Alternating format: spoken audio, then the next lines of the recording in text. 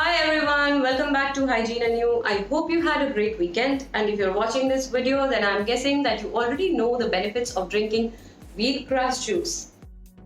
But I'll quickly mention a few of them. It helps with weight loss and detoxification. It can remove toxic heavy metals from our body, increase enzyme levels. It has over 100 vitamins and minerals. It can boost our immune system and help with blood sugar. Another benefit of wheatgrass is that it can give you relief from constipation in just one day. I had chronic constipation and I was struggling to fix it, and just one shot of wheatgrass gave me relief, and after that I had it every day for a few days and it was gone. Before going ahead, I'd mention one more benefit of wheatgrass, that how it helps with oral health. All you need to do is drink your wheatgrass juice slowly, keep it in your mouth for a few minutes and swirling it around. You will see great difference in your oral health. So today's video is about how to grow your own wheatgrass at home in soil. You can grow this without soil hydroponically, but I personally don't recommend that or prefer that method, because when grown in soil, the wheatgrass will absorb a lot of minerals from the soil, and so definitely this way it's going to be a lot more nutritious and beneficial for your health. Before we go ahead with how to grow the wheatgrass, let's go through a list of things that you're going to need. The first thing that we'll need is the seed.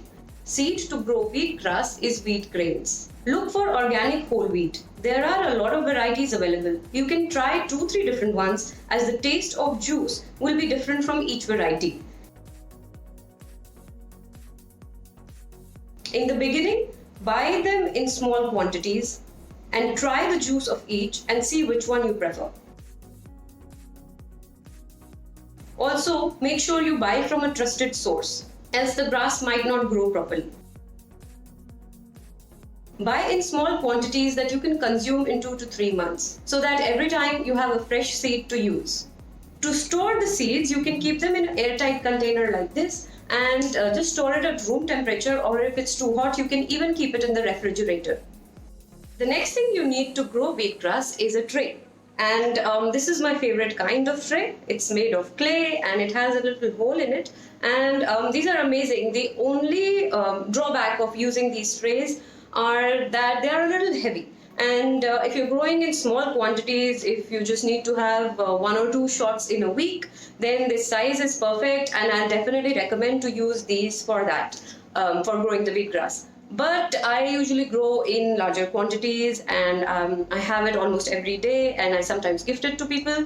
So these are not practical. There are more chances of breaking them because we grow wheatgrass indoors. So I can't have so many of these trays in my living room. They will take a lot more space, they will be heavy, and like I mentioned, they can break as well. So the trays that I use are these ones. So they have these little tiny holes that help in the drainage of excess water, and they're very light. They're easily stackable, so when they're not in use, I can just keep them one over the other like this, and you have like this, and they don't really take a lot of space. Another advantage of using these stackable trays is that you also get them in a version where they don't have holes in the base. So when I'm watering the wheatgrass, I keep the one without holes underneath. So you can see I have 2 trays here. So in case I have put excess water, then I don't, have a drain of water in my living room. The excess water gets collected in the tray below. Just to show you, like this is the grass growing, and you can see this is another tray at the bottom which collects all the excess water. You also get trays like these as well that are even bigger. So if you're a big family and you want to grow for everyone, then you can use these trays. All these trays are easily available at Amazon or any nurseries that you may know of.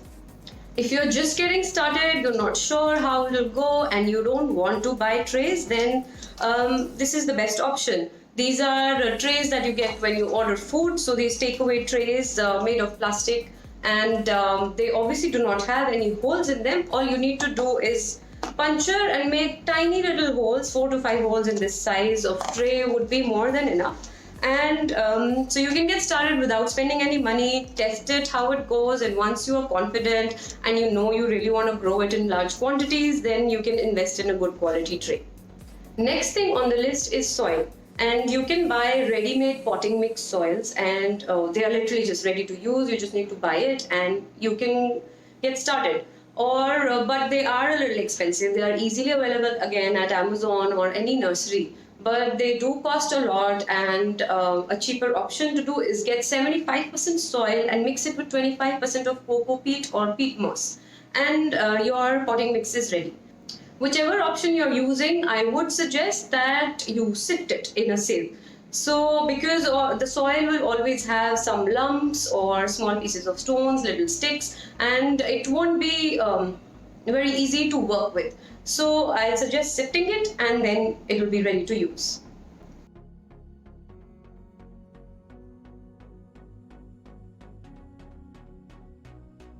Last but not the least is water. So I would suggest using filtered water. I use the water that I drink, so that's what I want to give to my plants. And a spray bottle like this is optional. I find it very convenient. Again, I think if you're just starting out and you don't want to invest, you just want to figure out how to go about this, this is definitely not important. You can just sprinkle water with your hands, or any other spray bottle that you have at home, you can use that. But if you're growing in large quantities, I would highly recommend a bottle like this. This one has this option of adjusting the nozzle, and it lets you decide how you want to water the plants. It has a spray setting as well as a stream setting. I will tell you about this later in the video, that when you need the spray setting and when you need the stream setting. So without taking any more of your time, I dive into how to grow wheatgrass at home in soil. First thing we need to do is sprouting the wheat seeds. Common question that I get asked at this stage is, how many seeds do we need to sprout? I grow my wheatgrass in a tray of size 10 inch by 10 inch, and for that I use half a cup of seeds, which is roughly 85 grams of wheat seeds. If your tray is bigger or smaller, you can adjust the quantities accordingly. For sprouting the seeds, I'm going to use the mason jar method. But you can use any other method that you like. Cheesecloth is going to work just fine. And if you'd like to know how to sprout wheat seeds using different methods, you can watch my earlier video where I've explained 4 different ways of sprouting. I'm taking half cup of whole wheat and rinsing it in water.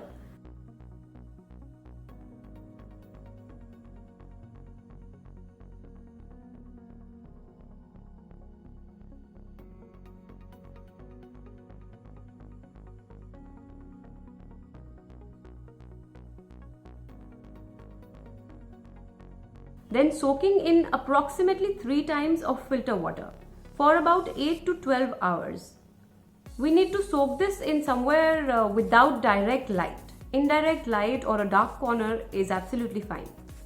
How long do we need to soak depends on the weather, but a good way to tell whether they are ready to be used or not is when they are done, they will have little air bubbles on the surface of the water, like this.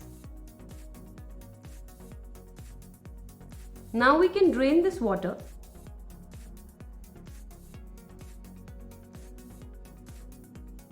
Rinse the seeds with fresh water.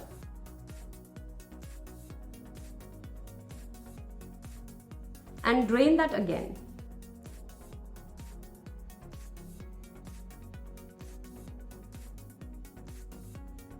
And let it sit in a dark corner.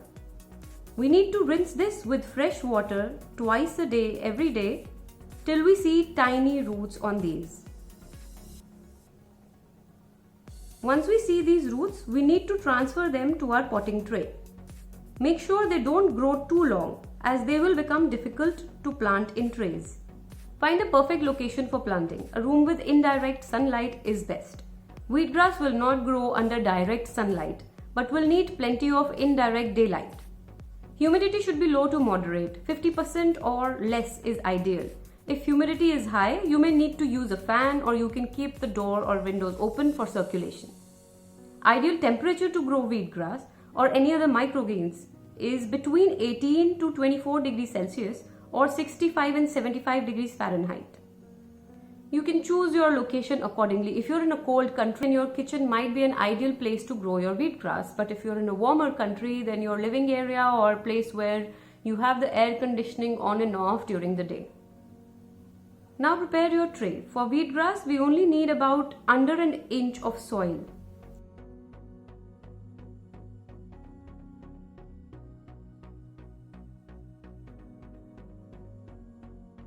Spread the soil evenly in the tray, first with your hand,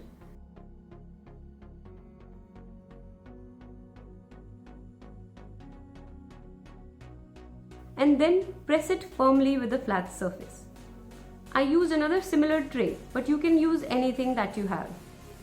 But I find these trays very helpful because I'm able to press it firmly. For a uniform growth, we need compact soil and a leveled surface. This step makes a huge difference and gives us a very nice evenly growing wheatgrass. Once compacted, spray some water on the soil so that it's moist, but it should not be dripping water. Now spread the sprouted seeds evenly on the soil. Make sure that they are not overlapping, but also there shouldn't be too much gap between them.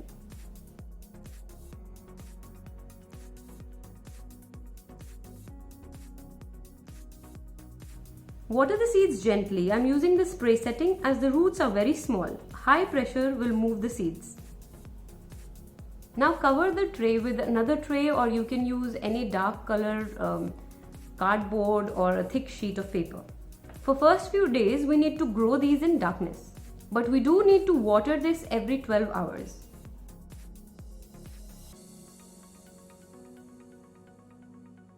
Once the shoots have grown this long, we can remove the cover tray as it now needs sunlight to grow.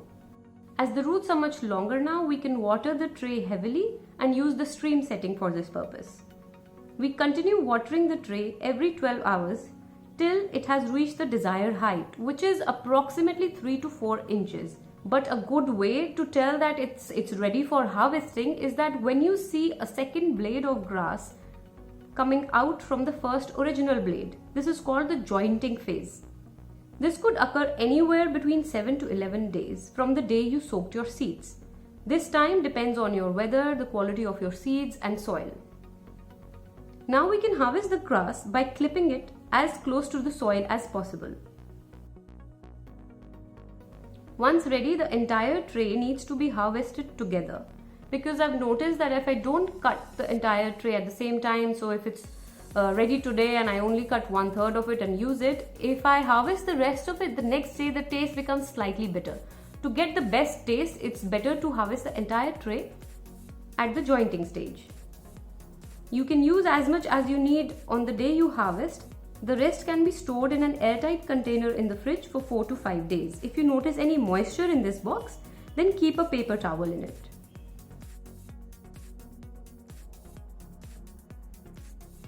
Now your wheatgrass is ready. Take a handful of grass and rinse it really well under running water and make juice in your juicer.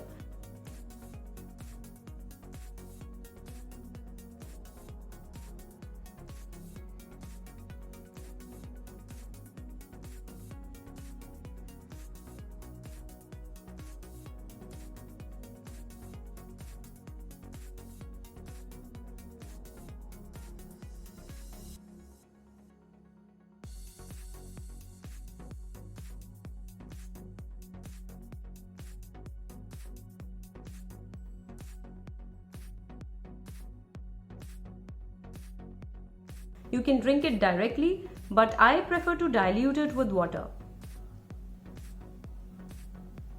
In case you don't have a juicer, you can blend the grass with water in a blender, sieve it and drink it.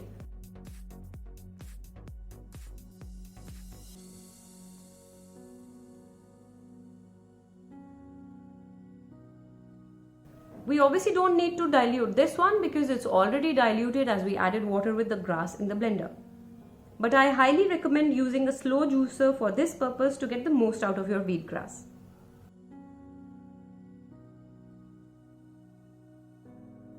Yes, wheatgrass shot can give us nausea because it has so much energy, and that's why I recommend diluting it and drinking it slowly. So if you're having it for the first time, then have about 15 ml of wheatgrass diluted in 30 to 50 ml of water. Have this for a few days and then you can build it up to about 30 ml a day, or even 2 shots of 30 ml in a day. Thank you for watching this video. If you want more tips or healthy recipes, follow me on Instagram and do subscribe to my YouTube channel.